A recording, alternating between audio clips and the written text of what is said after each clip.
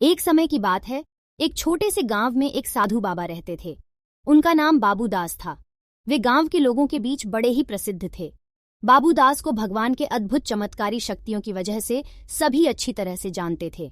उनके समीप आने वाले सभी लोग अपनी समस्याओं का समाधान प्राप्त करने के लिए तत्पर रहते थे। एक दिन गांव में एक विदेशी यात्री आया। उसका नाम जॉन था।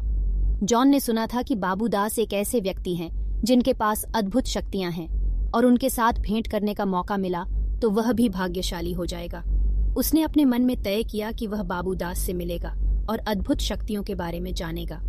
जॉन बाबूदास के आश्रम में पहुंचा और उनसे मिलने की इच्छा व्यक्त की।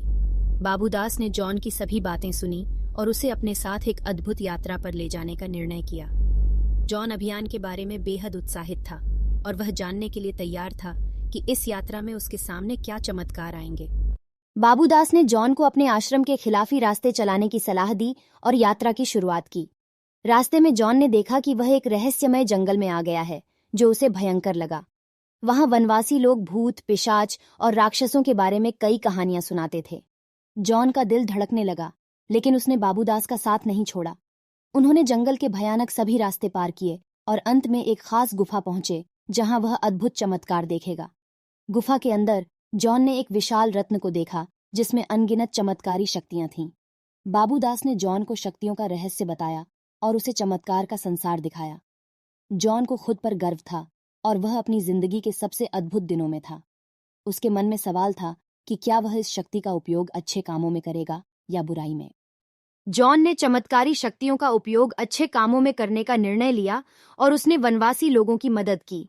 उसने भूतों को आत्मनिर्भर बनाने में मदद की और राक्षसों को शांति और शिक्षा की ओर प्रेरित किया। उसके शक्तियां उसे दूसरों की मदद करने में सक्षम बनाईं। इस तरह जॉन ने अपनी शक्तियों का उपयोग समाज की सेवा में किया और उसने अपने आप में भगवान की शक्ति का एहसास किया। उसे अपने द्वारा किए गए कार्यों के लिए लोगों का आभार मिलता था और वह सच्चे मानवता के मार्ग में अग्रसर रहता था।